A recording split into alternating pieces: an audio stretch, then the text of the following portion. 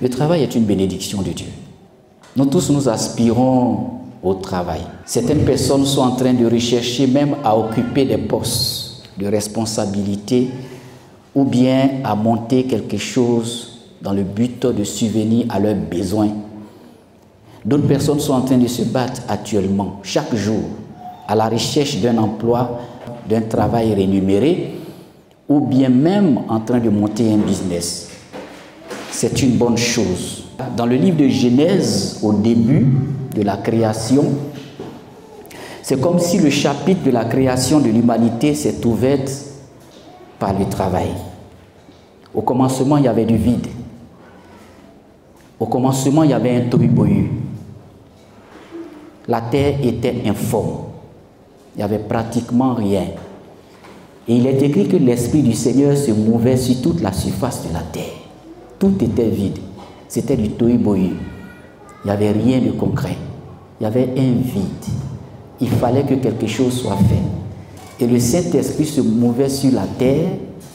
Et c'est ainsi que Dieu a dit que la lumière soit, et la lumière fut. Donc vous voyez que l'atmosphère était désolation au début. L'atmosphère était tohu-bohu. L'atmosphère était une sorte de désordre. Il fallait remettre de l'ordre dans tout l'univers. Il fallait créer les choses. Il fallait mettre les choses à leur place. C'est pour cela que la création a commencé avec le travail. Le travail impose l'ordre. Le travail impose le respect. Le travail impose une certaine organisation. Dieu, ayant vu ce tohu-bohu, a voulu organiser le monde. Il a dit que la lumière soit et la lumière fut. Et c'est ainsi qu'il est entré dans l'œuvre de création. Le Seigneur a commencé à créer. Quand Dieu crée, il est en train de travailler. Quand Dieu voit et qu'il voit qu'il y a quelque chose qui manque, il comble la chose par un service, par une œuvre. Et voilà pourquoi le Seigneur a commencé à travailler. Tout commence par le travail. Le début du livre de Genèse nous parle de la création. Cette création-là, c'est une forme de travail. Déjà même avant la chute, avant l'introduction du péché et de la mort dans ce monde, le Seigneur a fait quelque chose au peuple de Dieu. Dans Genèse 2, verset 15, il est écrit que l'Éternel Dieu prit l'homme et le plaça dans le jardin d'Éden pour le cultiver et pour le garder. Dieu prit l'homme, le plaça dans le jardin d'Éden pour le cultiver et le garder. Vous voyez ce que Dieu a fait. Il a pris l'homme, il l'a placé dans le jardin d'Éden. Et il lui a donné une vocation première. Il lui a donné une mission première. La première mission de l'homme, la première vocation de l'homme sur la terre, c'est le travail. Quand il a pris l'homme, il l'a déposé dans le jardin d'Éden, c'était pourquoi? Pour le cultiver et pour le garder. Qui parle de cultiver, parle de cultivateur. Qui parle de cultiver, parle d'une sorte d'entretien, parle d'un effort, parle d'un travail. Parce qu'on ne peut pas cultiver sans travailler. Alléluia. Cultiver quelque chose, ça suppose labourer, ça suppose désherber, ça suppose travailler. Ça demande un effort de cultiver. Garder aussi, ça suppose travailler, parce qu'on ne peut pas garder sans travailler. Dieu crée l'homme, il le place dans un jardin. Et le mot jardin d'Éden, lorsque vous allez plus loin, le jardin d'Éden, c'est-à-dire l'Éden, c'est quoi? L'Éden, c'est le lieu du paradis terrestre. Ça, c'est selon la Bible. Le lieu du paradis terrestre. Il y a aussi Éden comme lieu de délice. Un séjour plein de charme. Là où il y a le délice, là où c'est agréable à vivre. Donc, regardez ce que le travail peut procurer dans la vie de l'homme. Dieu place l'homme dans un jardin d'Éden. Le travail, ça produit du charme. Le plus souvent, le charme d'un homme. J'ai entendu dire, j'ai un de mes pères qui me disait comme ça, le charme d'un homme, c'est son travail. Garçon charmant, c'est le travail qui accorde du charme. Même si quelqu'un est beau, quelle que soit sa beauté, s'il ne travaille pas, qu'il est paresseux, il ne cherche même pas à travailler, vous allez voir que personne ne s'occupera de lui. Ce qui ajoute du charme à la vie de quelqu'un, c'est d'abord son travail. Alléluia. Quand j'ai entendu ça, je me suis dit que certainement ce n'est pas aussi faux. Parce qu'aujourd'hui, là, vous allez voir des personnes qui ne sont pas apparemment belles de visage, mais lorsqu'ils travaillent, lorsqu'ils sont courageux, lorsqu'ils ont un bon métier, lorsqu'ils transforment ce qu'ils ont, même s'ils ne sont pas beaux de visage, de figure, parce que la beauté même, elle est relative. Ce que toi, tu vas dire que c'est laid là. Moi, je vais regarder, j'ai dit ça, que c'est joli. Donc, vous voyez que la beauté est relative. Donc, on ne peut pas juger quelqu'un par sa laideur, par sa beauté, mais on juge généralement par ce qu'il fait. Est-ce que la première mission, la première vocation de Dieu dans sa vie est accomplie? Est-ce que c'est quelqu'un qui aime travailler? Est-ce que c'est quelqu'un qui fait des efforts pour rechercher? Je ne dis pas que quelqu'un qui n'a pas de travail, parce que même quand tu n'as pas de travail et que tu fais l'effort, tu fais tes CV, tu déposes, tu cherches, ça tu es en train de chercher. Ça, je ne parle pas de ça. Mais celui-là qui est là, et qui ne fait aucun effort, même pour rechercher du travail, qui ne fait aucun effort pour occuper un poste de responsabilité quelque part, qui ne fait aucun effort et qui passe sa vie à dormir et qui compte par exemple sur son charme, sur sa beauté, s'il est beau de visage, vous verrez qu'il n'aura aucune valeur. Le vrai charme, c'est répondre à cette première vocation. C'est pour ça que vous voyez des gens, par exemple, ils sont vilains, mais vous voyez à côté d'eux de belles femmes. Vous pensez qu'ils sont vilains. Mais il y a quelqu'un là qui le regarde et qui voit une belle homme, un bel homme, une belle femme, même une femme. Si tu penses qu'elle est vilaine, mais tu verras qu'il y a quelqu'un qui ne peut pas dormir sans la voir. Pourquoi? Parce que c'est une femme battante. C'est une femme qui sait entretenir sa maison. C'est une femme qui est une femme de valeur, qui se lève déjà très tôt le matin pour faire la cuisine, pour apprendre. Elle a appris auprès de maman, elle a appris auprès de papa les valeurs d'un homme. Dieu, pour valoriser l'homme, le place dans un jardin d'Éden. Nous sommes sur la terre et nous devons transformer la terre en un jardin d'Éden. Et voilà pourquoi le Seigneur donne une mission première à l'homme en le plaçant, garde et cultive le jardin. C'est en cultivant et en gardant que tu vas créer une atmosphère de gloire là où tu es. Tu vas créer l'atmosphère de la manifestation de la puissance de Dieu dans l'endroit où tu es. Le travail est inévitable, peuple de Dieu. Ça fait partie du plan, ça fait partie du dessein de Dieu. Donc le Seigneur ne nous a pas créés là pour nous placer dans un jardin, pour qu'on puisse contempler seulement sa face et nous tenir devant son trône pour le louer, le prier constamment. Dieu a créé d'autres entités pour faire ce travail-là. Il y a des anges qui sont là, devant le trône de Dieu, qui prient chaque jour. Ça, c'est leur travail. Une myriade d'anges. Mais nous devons être en plein exercice sur cette terre. Parce que la vocation première de l'homme sur la terre, selon Dieu, c'est le travail. Et je veux dire, peuple de Dieu, c'est vrai que Dieu veut que nous soyons en communion avec lui. Dieu aime être en communion avec sa création. Et c'est pour cela d'ailleurs, par la prière, le fait de prier, le fait de passer un temps d'intimité avec Dieu, ça ne supprime pas le travail. Le fait de passer des moments dans la présence de Dieu, ça ne supprime pas la première vocation de l'homme, le travail. Il ne faut pas te cacher parfois derrière la prière pour dire que c'est cela seulement. Le Seigneur nous invite à travailler. Le travail, ça ne vient pas pour mettre un terme aussi à notre vie de prière. Ce que je voudrais apporter encore, peuple de Dieu, regardez un peu, lorsque vous lisez la Bible, le travail là, c'est un commandement, c'est un ordre. Parce que en Exode 20, verset 9, Dieu dit, tu travailleras 6 jours et tu feras tout ouvrage. C'est un ordre, c'est un commandement. Et il y a un homme de Dieu, Papa Mandou Karambiri, qui a dit une chose. Il a dit la prière n'est pas un instrument de travail. C'est un moyen de communication avec Dieu. Mais après avoir fini de parler avec Dieu, va travailler. Et je trouve vraiment cette pensée-là très sage. Revenons à la première vocation. Parce que le travail, il y a une bénédiction. Et il y a plusieurs bénédictions derrière. Lorsque vous lisez 2 Thessaloniciens 3, versets 7 à 11, vous allez voir que l'apôtre Paul a énuméré beaucoup de choses en parlant du travail. Je vais lire ça. Car vous savez vous-même comment il faut que vous nous imitiez.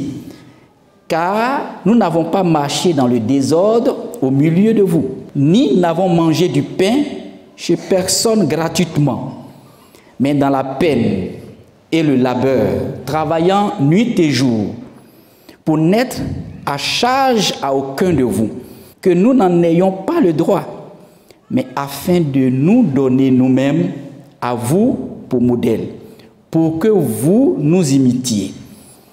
Car aussi, quand nous étions auprès de vous, nous vous avons enjoint ceci, que si quelqu'un ne veut pas travailler, qu'il ne mange pas non plus. Car nous apprenons qu'il y en a parmi quelques-uns parmi vous qui marchent dans le désordre et ne travaillant pas du tout, mais se mêlant de tout. Mais nous enjoignons à ceux qui sont tels, et nous les exhortons dans le Seigneur Jésus-Christ de manger leur propre pain en travaillant paisiblement. L'apôtre Paul dit clairement ici que vivre sans travailler, c'est vivre dans le désordre.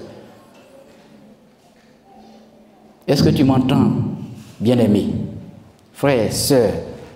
Il est en train de dire que vivre sans travailler, c'est vivre dans le désordre.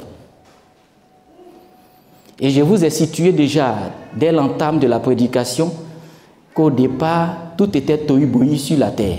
Tout était désordre. Il fallait ordonner. Et pour ordonner, on vient travailler. On vient mettre en place une structure, une organisation qui va régir et qui va permettre d'ordonner les choses. Le travail, c'est imposer l'ordre.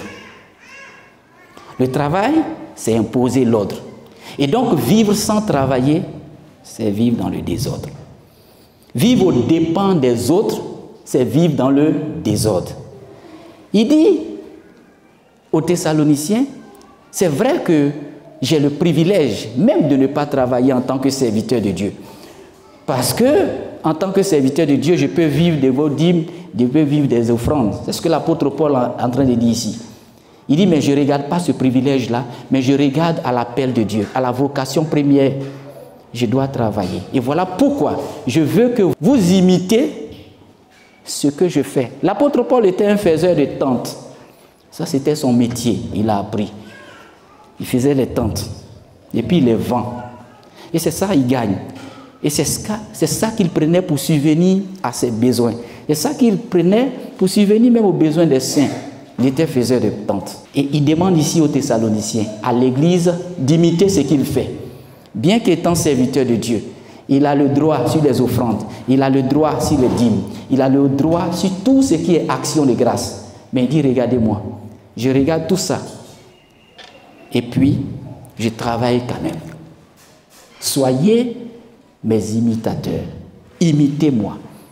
Imitez ce que je fais. Faites comme moi. Faites comme moi. Revenons aussi à la première vocation. Le travail est une bénédiction.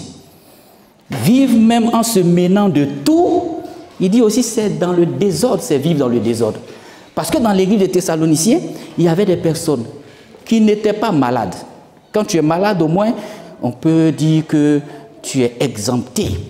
Parce que quelqu'un qui est malade, il ne peut pas travailler. Quelqu'un qui est handicapé, il ne peut pas travailler. Je ne parle pas de ces personnes-là. Je parle de celui qui a toutes ses facultés. Celui qui est en bonne santé et qui ne veut rien faire. Je ne parle pas de celui qui est en train de chercher du travail. Celui qui se lève tous les jours, chaque matin, qui dépose des CV, mais qui n'a pas encore reçu. Je ne parle pas de ces personnes. Dieu te permettra d'avoir, mais continue, sois persévérant. Cherche, dépose, continue de prier, ton travail arrive. Nous avons tous cherché à un moment donné, et puis on a trouvé. Ça, je ne parle pas de cette sorte de personne qui est à la recherche d'un emploi. Je parle de celui qui a toutes ses facultés, qui n'est pas malade, mais qui est assis et qui tend les mains. C'est vivre dans le désordre. C'est ce que l'apôtre Paul est en train de dire ici. C'est vivre dans le désordre. Ta vie n'est pas ordonnée.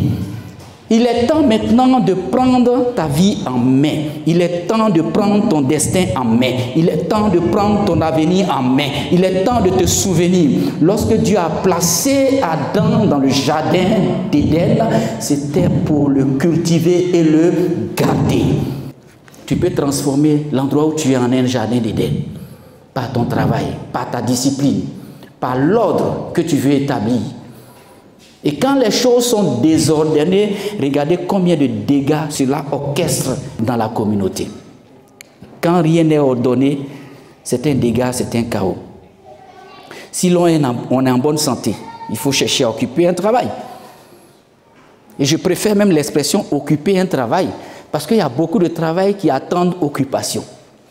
Le travail attend des personnes correctes. Le travail attend des personnes honnêtes. Il y a même des chefs d'entreprise qui ont été déçus par certains travailleurs, mais qui sont dans l'attente de l'appel rare, de quelqu'un d'honnête, de quelqu'un qui est vrai.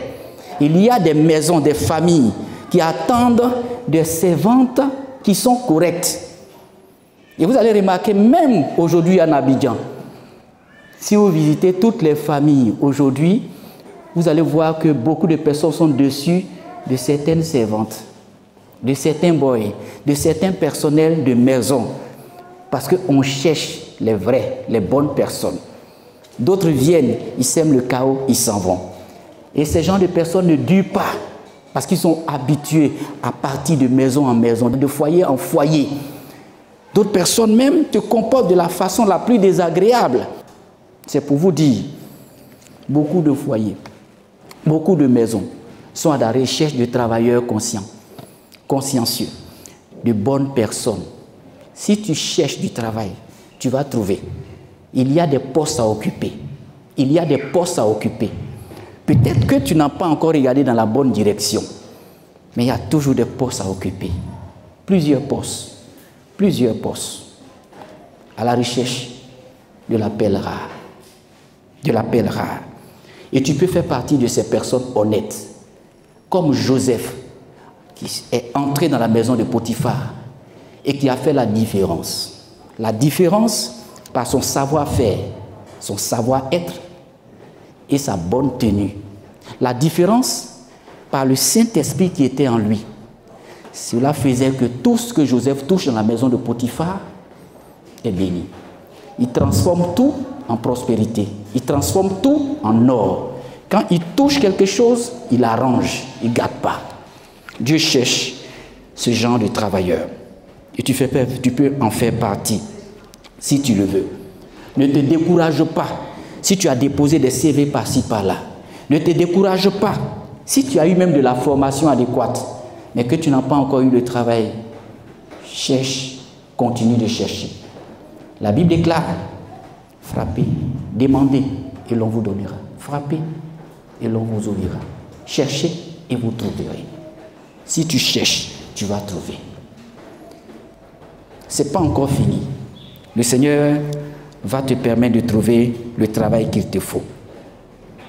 Il ne faut pas aussi que le travail devienne aussi une idole. Il ne faut pas que le travail devienne de l'idolâtrie dans ta vie. Il y a plusieurs personnes aussi comme ça. Le Seigneur a dit dans Jean 6, verset 27, « Travaillez non pour la nourriture qui périt, mais pour celle qui subsiste, pour la vie éternelle, et que le Fils de l'homme vous donnera. Car c'est lui que le Père, que Dieu a marqué de son sceau. » Donc nous devons travailler, certes, mais que le travail ne devienne pas une idole dans notre vie. Alléluia. Parce qu'il y en a aussi plus important. Nous devons travailler aussi pour ce qui ne périt pas. Parce que le travail que nous faisons sur la terre, c'est pour ce qui périt. La terre passera. Les belles voitures, les belles maisons. On travaille généralement pour subvenir à ses besoins, subvenir aux besoins de sa famille. Mais tout ça, ça va passer. Pour être dans de bonnes conditions de vie. C'est agréable quand tu travailles. Tu peux te faire plaisir à tout moment. Tu as les moyens de ce que tu fais. Tu peux voyager quand tu veux. Tu peux aller au resto quand tu veux. Avec ta famille, avec ta femme, tes enfants. Tu peux te faire plaisir. C'est vrai. Dieu n'est pas contre. Et voilà pourquoi il a placé Adam et Ève dans le jardin. C'est un jardin d'Éden. quand tu cultives et que tu gardes, tu transformes l'endroit où tu es en un jardin d'Éden. C'est le paradis sur cette terre. Mais le paradis sur cette terre n'est rien par rapport au paradis dans le ciel. C'est vrai, tu formes ton paradis sur la terre par le charme que tu apportes par ton travail. Ça va te permettre de gagner beaucoup d'argent, de subvenir à tes besoins, de contribuer même au bien-être de la société. Mais la vie ne se limite pas aussi sur la terre. Tu es en train de préparer aussi le paradis dans le ciel. C'est pour cela que le travail ne doit pas être une idole. Sans ça, rien d'autre. Mets ton travail comme la première place sur la terre, c'est pas ça. C'est Dieu qui doit occuper la première place et non ton travail. C'est Dieu qui doit occuper la première place et non ton travail. Travailleur, certes. Bon travailleur, certes. Mais le travail occupe la place qu'il doit occuper et Dieu occupe la première place dans ta vie. Le travail n'est pas seulement une question économique, c'est aussi une nécessité spirituelle. Pourquoi? Parce que Jésus, Dieu lui-même, il a travaillé pour la réalisation de notre salut. Oui, c'est un plan de travail qu'il a réalisé pour que nous, on soit sauvés. Donc, sur le plan physique, économique, c'est vrai, mais aussi le travail est une nécessité spirituelle. Et comme pour tout commandement, il y a aussi de la joie. Quand tu obéis à un commandement de Dieu, tu es béni.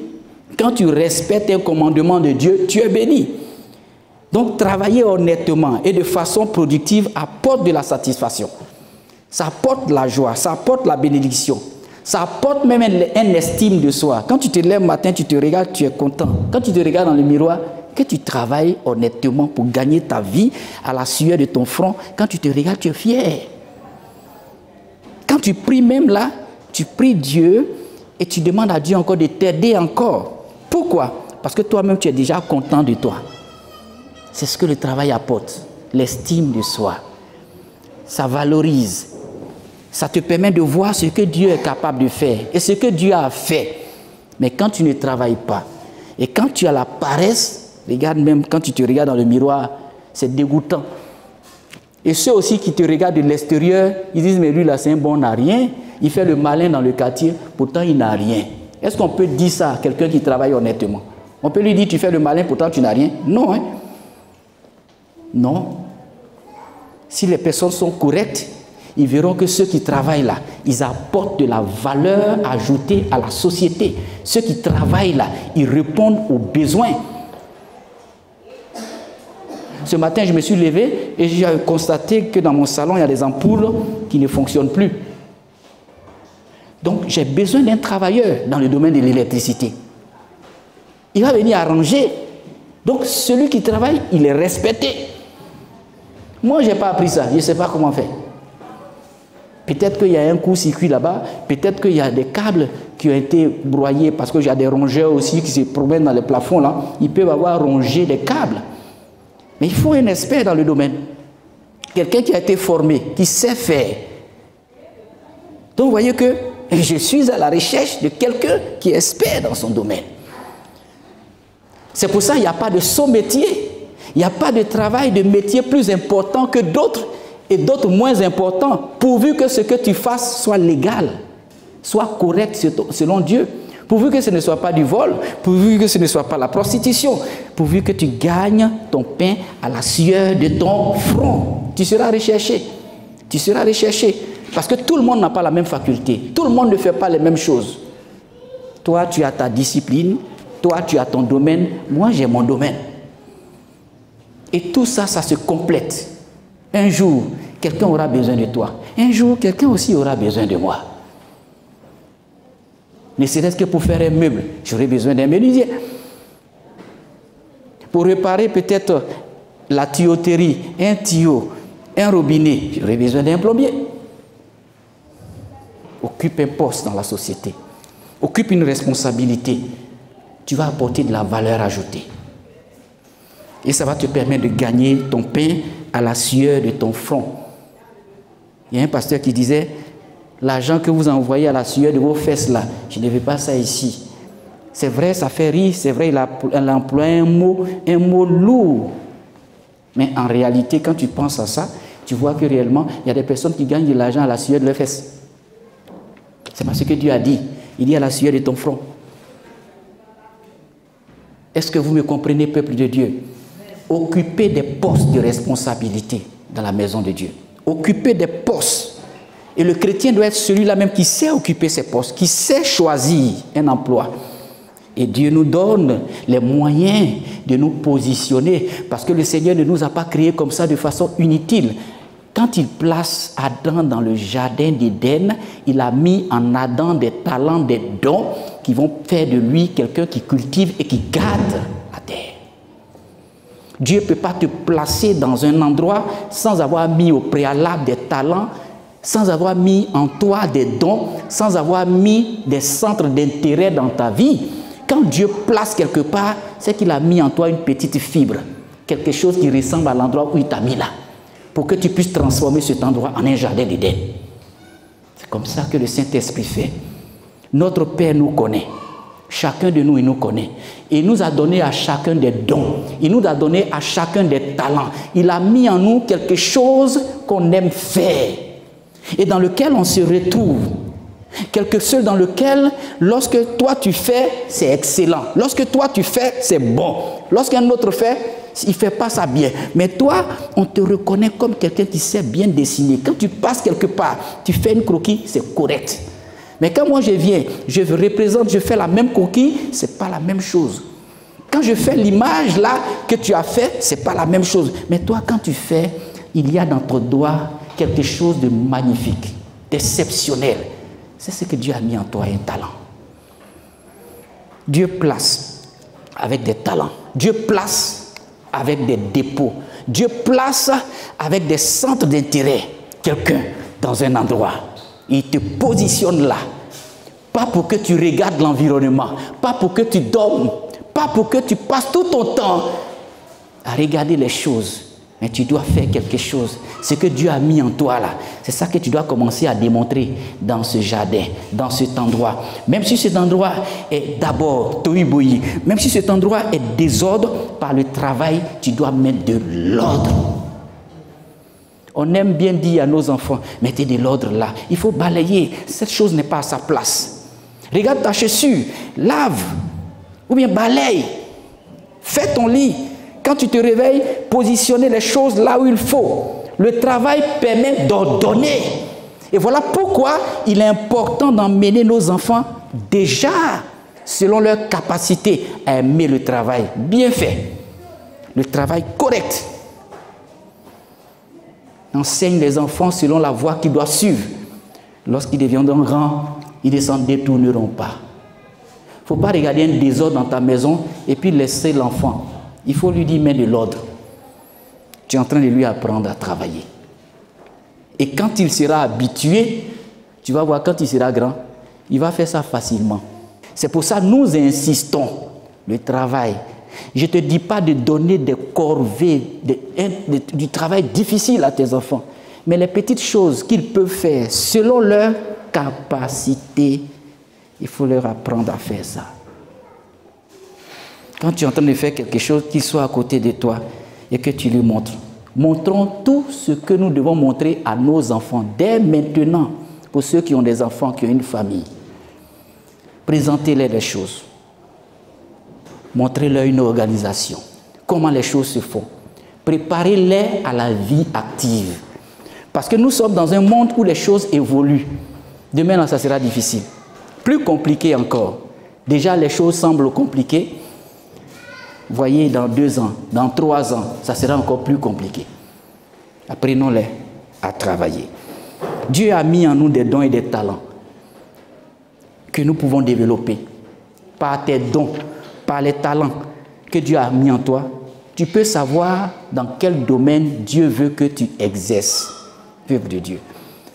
Peut-être que le chemin que tu es en train de prendre là, c'est vrai, tu es en train de chercher du travail, c'est difficile. Mais il y a quelque chose que Dieu a mis en toi qui peut t'aider déjà à occuper un poste rapidement même. Il y a un don, il y a un talent inné, il y a des centres d'intérêt. Et je vais te dire une chose, si tu fais quelque chose que tu aimes, tu ne verras pas que c'est une corvée. Quand tu aimes quelque chose que tu fais là, ce n'est plus difficile. Même si tu passes 8 heures de travail dans la journée à travailler pour cette chose, tu vas voir que Ce ne sera pas compliqué. Le travail est difficile, hein, mais quand tu aimes, ça devient facile. Quand tu aimes ce que tu fais, ça devient facile. Quand tu aimes ce que tu fais, ce n'est plus compliqué. Tu fais ça à l'aise. Tu peux faire 6 heures, 7 heures, 8 heures de travail. Parce que tu aimes, tu supportes. Parce que tu aimes, tu es constant. Parce que tu aimes, tu es fidèle. Je vais passer du temps à prêcher toute ma vie. J'aime ça. Je suis fidèle à la prédication, à l'enseignement de la parole de Dieu. J'aime. Voilà pourquoi je fais. Je peux être aussi dans l'administration. J'aime l'administration. Voilà pourquoi je suis administrateur. Il y a des moments où tu choisis ce que tu aimes. Où tu choisis ce que tu aimes faire. Mais allez-y voir aujourd'hui. Tout est devenu cher, tout a grimpé. En notre temps, c'était moins cher. C'est pour dire que celui qui ne travaille pas maintenant, là, tu vas voir dedans. Si tu n'aimes pas le travail, là, tu vas comprendre. Même déplacement à Abidjan, ça devient difficile. Même déplacement. Tu ne peux pas aller d'un quartier à un autre. 2000 francs sur toi-même, là, c'est rien du tout. 2000, c'est rien du tout. Pour aller à Angré, là. Pour aller même d'ailleurs à Koumassi, 2000. Aller-retour, c'est rien. Aujourd'hui, maison à Abidjan, une bonne maison, un studio acceptable. Il faut compter au moins 200 000. 200 000. Ou bien à la rigueur, 150 000 francs. Même si Koboa maintenant là, c'est devenu 20 000, 30 000 francs, entrée coucher, où tu rentres seulement là, et puis où douche, WC là, c'est pour tout le monde. C'est devenu 20 000. Est-ce que tu me comprends, peuple de Dieu? Je dis ces vérités pour qu'on sache l'importance du travail. Occupons des postes de responsabilité qui vont nous permettre d'avoir, on dit les nouchis appellent ça le guerre, pour avoir l'argent. Pour avoir l'argent. Il faut manger. Il faut manger. Même quand tu finis de prêcher ici, là, on dépense de l'énergie là. Il faut qu'on mange. Alléluia. Mais si je prêche seulement sans savoir faire quelque chose, est-ce que je peux bien manger? Est-ce que je peux bien m'habiller? Est-ce que je peux être même à l'aise même en venant à l'église?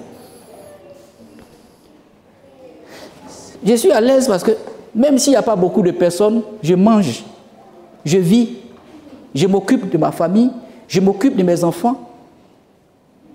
Est-ce que vous me comprenez, peuple de Dieu? Pourquoi? Parce que j'ai un métier. J'ai des revenus mensuels. Et tu dois créer, tu dois avoir des revenus. Pas forcément à la fonction publique. Mais ton savoir-faire, ton savoir-être, la capacité que Dieu t'a donnée, tu dois la transformer en des revenus. Regarde autour de toi, il y a beaucoup de besoins. Regarde autour de toi, il y a des postes à occuper. Regarde autour de toi, il y a un savoir que tu peux apprendre et qui peut te nourrir, qui peut te nourrir. Regardez aujourd'hui comment les hommes de Dieu peuvent être aussi vilipendés, parfois, quand c'est difficile. Vous avez vu même des scènes sur les réseaux sociaux où on peut déchirer comme ça un vêtement d'un homme de Dieu pour un loyer de 15 000 francs. 15 000 francs. Regardez ce qu'on peut faire. Quelle humiliation. Mais le Seigneur ne laisse jamais ses enfants. Même humilié, Dieu restaure, Dieu renouvelle et Dieu glorifie son nom. Il y a toujours quelque chose à faire. Bats-toi dans la vie. Bats-toi. Ça peut être difficile. Tu peux même traverser une période où tu n'as pas payé le loyer d'1 mois, de 2 mois, de 3 mois. Mais si tu te bats, tu seras restauré. C'est quand tu ne fais rien du tout, quand tu ne veux rien faire du tout, quand tu ne mènes même pas des actions, que tu es humilié. Même quand tu mènes des actions et que tu es humilié, Dieu va te restaurer. Et voilà pourquoi cet homme de Dieu, je pense qu'il a été restauré. Parce qu'il a eu beaucoup maintenant même. Il a eu même terrain. Et puis il y a eu des dons. Quand j'ai vu, j'ai coulé des larmes, peuple de Dieu. J'ai pleuré quand j'ai regardé la scène de cet homme de Dieu. Mais je bénis Dieu parce qu'il y a eu des bienfaiteurs. Il y a eu des mains. L'église s'est levée. Dieu a suscité des hommes, des personnes. Dieu a suscité même des personnalités pour lui apporter plus même que l'humiliation qu'il a reçue. C'est comme ça que Dieu fait pour celui qui est un travailleur battant. C'est pour cela qu'il ne faut pas rester là à ne rien faire. Ça peut être dur. Mais Dieu a mis en toi des choses. Et puis aussi une chose importante, peuple de Dieu, l'étude et la formation.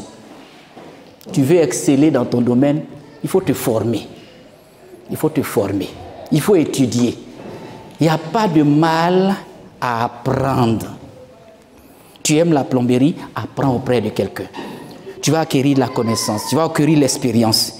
Une fois que tu as analysé tes capacités, tes centres d'intérêt, et que tu as demandé même des conseils aux personnes qui t'aiment et qui te connaissent, et que tu t'es appuyé aussi sur le Seigneur, je veux te dire, il faut aussi faire des études et puis obtenir de l'expérience dans le domaine que tu as choisi. Ne dis pas que, oh bon, je connais déjà. Tu connais, mais tu connais un peu. Tu n'as pas tout connu encore. C'est pour cela, va à l'école, va être formé. Pas forcément une formation de façon académique où tu es dans une salle de classe et puis le professeur là, il te forme. Non, pas forcément ça. Tu peux apprendre le métier mais auprès de quelqu'un. Il est à côté. Tu es à côté de lui. Tu le regardes faire. Tu apprends. Tu apprends. C'est ce qui va te donner l'expérience. Les études de la formation font partie des investissements les plus utiles que l'on puisse faire. Parce que si tu négliges ça, tu seras dépassé par les événements. Même un logiciel a besoin de mise à jour. Je peux créer un logiciel aujourd'hui, un logiciel de gestion d'une église. Mais au fur et à mesure que les années avancent, je dois faire une mise à jour. Vous qui utilisez l'ordinateur, vous voyez parfois les logiciels, mise à jour, mise à jour, mise à jour, mise à jour. C'est des personnes qui étudient. C'est des personnes qui continuent de se former. Et puis, il y a de nouvelles fonctionnalités qu'ils ajoutent à leur logiciel. Pasteur, évangéliste, apôtre, tu as besoin d'être formé. Il y a de nouvelles fonctionnalités que tu dois apporter dans ton ministère. C'est pour ça chaque jour, on est en train de fouiller dans la Bible. On est en train de chercher des commentaires. On est en train d'aller à l'école. Moi qui vous suis, actuellement je suis encore à l'école. Actuellement je suis encore à l'école. Je vous dis, je suis encore à l'école. Oh, j'ai déjà obtenu des diplômes de pasteur. Mais je suis en train d'être formé encore dans une autre école. Pour avoir encore. Tu es étonné? Je suis en train de faire encore. Pourquoi? Il faut une mise à jour. La connaissance n'est pas diffuse. La connaissance n'est pas seulement une connaissance que tu as. Tu as une connaissance du moment, mais tu n'as pas encore toute la connaissance. C'est Dieu qui a toute la connaissance. C'est pour ça, apprendre à aimer apprendre. Apprenons à aimer apprendre. Et il est important de continuer de nous former dans la profession que nous avons choisie. Pour que notre compétence reste toujours recherchée sur le marché du travail. Parce que le marché du travail, c'est un marché dur. Hein? On a besoin maintenant des experts dans leur domaine. Est-ce que tu sais que le CV que tu as déposé, il y a beaucoup qui ont déposé ça aussi. Je vais te dire une chose. Même quand tu vas chercher, tu veux passer un concours là. Ce n'est pas toi seul qui a déposé, comment on appelle ça? Les dossiers d'inscription. Il faut te renseigner. Il y a des concours, il y a des milliers de personnes. Mais pour 2 places. 3000 inscrits, 3000 dépôts de dossiers pour 10 places. Très sélectif. C'est pour ça, si tu as étudié, si tu as pris le temps au moins de faire la différence, tu vas voir que tu seras parmi les 10 meilleurs. C'est là qu'intervient la formation, c'est là qu'intervient l'expérience. Et puis aussi, dans le monde du travail, il faut apporter et accepter de l'aide. Tu ne peux pas avoir du travail comme ça. C'est vrai, tu pries, mais parfois aussi, quelqu'un a besoin de t'aider quelque part. Quelqu'un a besoin de t'aider à rédiger ton CV. Quand vous faites les CV là, faites-les lire aussi par des personnes qui sont instruites. Vous avez un doctorant ici. Vous avez votre papa aussi, qui a un peu dans la tête. Faites lire vos CV. Peut-être que ton CV même est mal rédigé. Quand le directeur de l'entreprise lit là, ça ne lui donne même pas l'envie même de t'appeler. La communauté aussi, c'est fait pour ça. Apporter de l'aide. Il peut y avoir des personnes aussi qui sont là, qui ont des opportunités à apporter à leurs frères. Ah, j'ai eu cette opportunité. Il y a un recrutement à la CIE. Il y a un recrutement ceci, à la fonction publique, qui lance l'information dans l'église. Et puis déjà, il prépare des frères, des sœurs qui postulent. Comme ça. Apporter, accepter de l'aide. Nous sommes ensemble, dans une église, dans une communauté. Nous devons échanger. Il y a des informations parfois qui ne sortent pas. Mais ton frère qui travaille là-bas, il sait qu'il y a recrutement. Parfois, on ne dit pas. C'est quand c'est fini là. Oh, recrutement, oh, les gens sont déjà inscrits. Donc, si tu as la bonne information et que tu as un frère de ta communauté, un frère chrétien qui est quelque part là-bas, il te donnera l'information à temps. Et ça va t'éviter certaines choses. Nous devons apporter et accepter de l'aide du peuple de Dieu. Nous devons aussi apprendre à nos enfants à travailler, je l'ai dit tout à l'heure. Mais en faisant toutes ces choses-là, il y a les bénédictions dans la persévérance, dans le travail. Le travail, c'est la première vocation que Dieu donne à l'homme. C'est une bénédiction de Dieu. Et ceux qui considèrent le travail comme un châtiment, comme une preuve, comme quelque chose de lamentable, là, ils se trompent. Le travail, ce n'est pas un châtiment de Dieu. Lisez bien la Bible. Le travail, c'est une bénédiction. Et le Seigneur, le meilleur des pères, a pris l'homme, il l'a placé dans un jardin. Pas pour le maudire. Il l'a placé dans un jardin d'Éden pour garder et cultiver le jardin. Si c'était pour le maudire, il n'allait pas le placer dans un jardin d'Éden pour dire cultive et garde. Donc Dieu ne nous place pas là, sur cette terre, pour que nous vivions un châtiment dans le travail. Ce n'est pas ça. Le travail, c'est inévitable. Un inévitable compagnon de la vie de l'homme sur la terre. C'est vrai que ça s'accompagne d'efforts. Ça s'accompagne parfois de lassitude. Ça s'accompagne parfois de fatigue. Parce que tu ne peux pas travailler sans être fatigué. Tu es fatigué. Parfois même, je suis fatigué quand je rentre le soir. Alléluia! Après avoir une dure journée de travail, tu rentres, tu es épuisé. Et puis là encore, tu vas faire certaines activités quotidiennes à la maison. Ce n'est pas facile tout ça. Mais ce n'est pas un châtiment, le travail. Le travail, en soi, n'est pas une peine, ce n'est pas une malédiction. Ceux qui le prétendent, je vous avoue, allez-y lire bien les Écritures. Pour nous les chrétiens, nous devons proclamer haut et fort que le travail est une bénédiction. Parce que le travail, c'est un témoignage d'abord de la dignité de l'homme.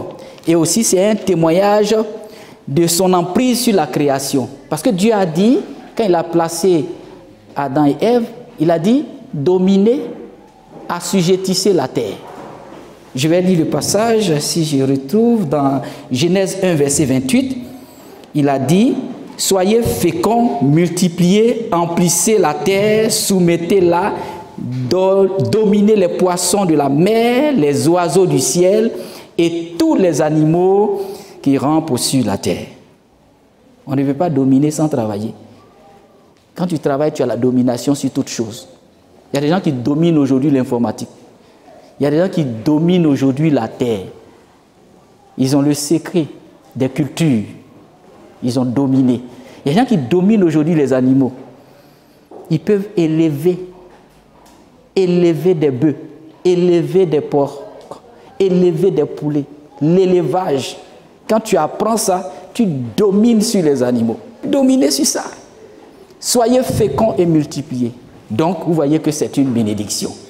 Quand Dieu bénit, il bénit le fruit de tes mains. Il bénit le cultivateur. Il bénit l'éleveur. Tu peux faire l'élevage. Tu peux planter. Aujourd'hui, là, on dit la terre nourrit son homme. Et notre premier président, le sage Houphouët-Boigny, disait comme ça que la richesse de ce pays est basée sur l'agriculture. Il avait compris. Dieu a mis une portion de richesse dans l'agriculture, dans la terre, dans les animaux, dans les eaux. Tu peux les dominer. Aujourd'hui, même dans l'informatique, le NTIC, tu peux les dominer. Ton savoir-faire, ton intellect, ta connaissance, la formation fait que tu domines. Tu peux proposer des logiciels. Tu peux faire la culture du tomate, du cacao, élevage de poulet. Tu es assis à la maison, tu prospères, tu multiplies tes ressources et tu as de l'argent pour voir tes besoins. Quand on vient à l'église et que tu as l'argent, toi-même tu es content. Tu es fier de participer à l'œuvre de Dieu. Que Dieu te bénisse. Le travail est une bénédiction. Lève-toi tôt les matins, va chercher à occuper un poste de responsabilité et Dieu te soutiendra. Que Dieu te bénisse. Amen. À l'écoute de la parole de Dieu. Retrouvez-nous sur nos pages Twitter, Instagram et YouTube. Que Dieu vous bénisse.